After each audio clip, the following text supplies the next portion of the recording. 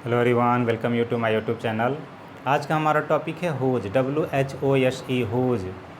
यह होज जो है वह इंट्रोगेटिव प्रोनाउन का भी कार्य करता है और इंट्रोगेटिव एडजेक्टिव का भी कार्य करता है। तो आइए अनुवाद के माध्यम से देखते हैं। तो जो होज होता है उसकी हिंदी होती है किसकी, किसका और किसके। जैसे दिया है कि यह किसकी पुस्तक है, तो अगर इसका हम अनुवाद करते हैं तो सबसे पहले लिखेंगे होज, इसके तुरंत बाद अधिकार दिखाने के लिए आ गया बुक, होज बुक, और यहाँ हो गया इज दिस। तो यह पोजीशन यानी अधिकार दिखाता है, ओनर के बारे में बताता है, ओनर के बारे में सर्च करता है कि उसका ओनर कौन है, मालिक कौन है। तो कह रहा है कि होज बुक इज दिस, यह पुस्तक किसकी है। तो यह किसकी पुस्तक है, तो यहाँ पर यह एडजेक्टिव यानी इंट्रोगेटिव एडजेक्टिव का कार्य कर रहा है। अब किस प्रकार एडजेक्टिव का कार्य कर रहा है, तो इंट्रोगेटिव जो हमारा वर्ड है उस इंट्रोगेटिव वर्ड के बाद जैसे ही कोई नाउन आता है तो वह एडजेक्टिव का कार्य करता है। तो प्रश्न पूछने के लिए इसलिए इंट्रोगेटिव एडजेक्टिव है। अगर इसको हम प्रोनाउन के रूप में बनाते हैं तो यहाँ तुरंत यहाँ क्वेश्चन वर्ड यानी होज हो गया। अब तुरंत इसके बाद हम सहायक क्रिया का प्रयोग करते हैं, यानी इज MR जो भी है, तो यहाँ इज है तो यहाँ इज लिख देंगे और यहाँ हो जाएगा दिस बुक। अब हो गया कि होज इज दिस बुक, यानी यह किसकी पुस्तक है। अब यहाँ यह प्रोनाउन का कार्य किया, यानी इंट्रोगेटिव प्रोनाउन है ये। अब प्रोनाउन क्यों है, क्योंकि होज के बाद यानी सहायक क्रिया आया है। अगर नाउन आता तब तो वह एडजेक्टिव होता, नाउन नहीं आया है, कोई सहायक क्रिया आया है तो वह प्रोनाउन का कार्य करेगा।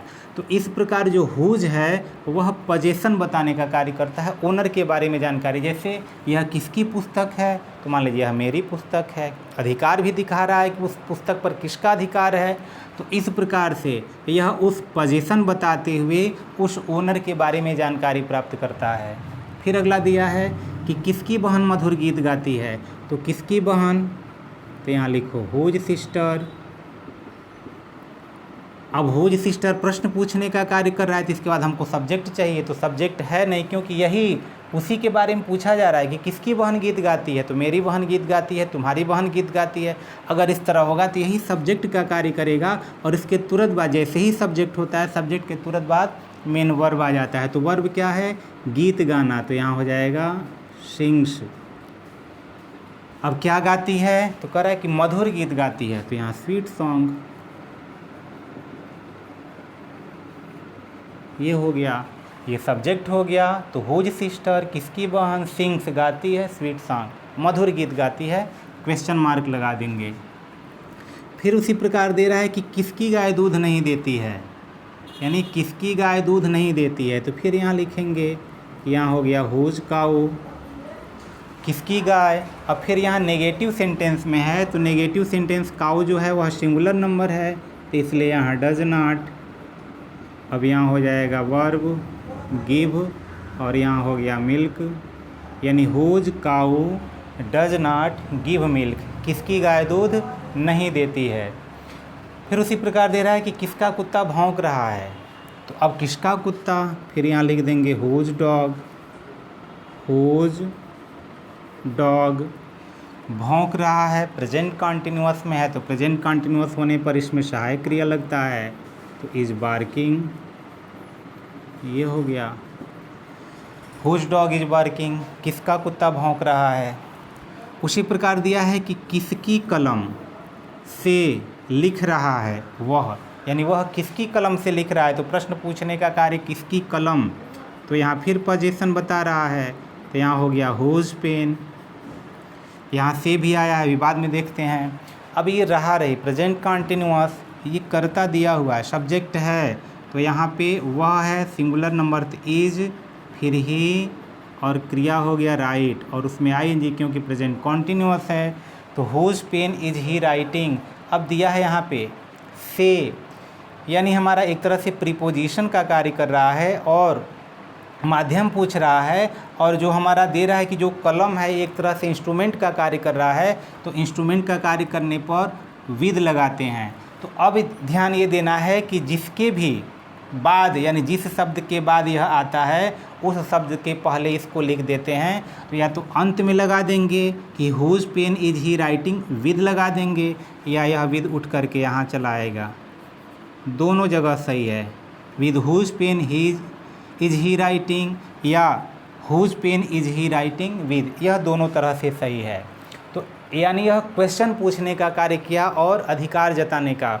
अब इसको हम रिलेटिव प्रोनाउन के रूप में भी देखते हैं कि किस प्रकार इसका रिलेटिव प्रोनाउन के रूप में हम प्रयोग करते हैं। तो अब देखते हैं, जैसे दिया है कि मेरा एक मित्र है जिसके पिता चिकित्सक हैं। अब यहाँ रिलेटिव प्रोनाउन के रूप में इसका प्रयोग देखते हैं कि मेरा एक मित्र है, तो यहाँ हो जाएगा आई हैव अ फ्रेंड। मेरा एक मित्र है जिसके पिता, अब यहाँ रिलेशन बता रहा है, जिसके पिता, किसके पिता, जो मेरा मित्र है। यानी अगर यहाँ पे पोस्टऑफिस लगा करके कहते हैं कि friends father is a doctor, उसका भी अर्थ वही होगा। तो उसी पोजीशन के लिए यहाँ पे हमको हुज का प्रयोग करना है। तो हुज, अब यहाँ हो जाएगा फादर इज अ डॉक्टर, ये हो गया। फिर उसी प्रकार अगला दिया है कि उसका एक कुत्ता है जिसका नाम टॉम है। यानी फिर यहाँ पे रिलेशन बता रहा है कि उसका एक कुत्ता है, तो ही हैज़ अ डॉग, उसका एक कुत्ता है। अब रिलेटिव प्रोनाउन का प्रयोग यानी हुज, जिसका नाम, तो किसका नाम, अगर यहाँ एपोस्ट्रोफियस लगा देते हैं तो डॉग्स नेम टॉम, यानी उस कुत्ते का नाम टॉम है, तो उसी के लिए यहाँ पे हुज का प्रयोग किया गया। तो हुज नेम इज़, और यहाँ हो जाएगा टॉम। फिर वैसे ही दिया है कि अर्जुन के पास एक धनुष था जिसका नाम गांडीव था। तो अर्जुन के पास एक धनुष था, तो यहाँ हो जाएगा अर्जुन हैड अ बो।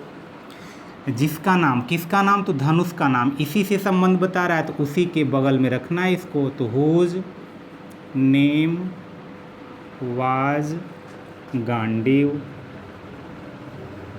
ये हो गया। हुज नेम वाज गांडीव, जिसका नाम गांडीव था।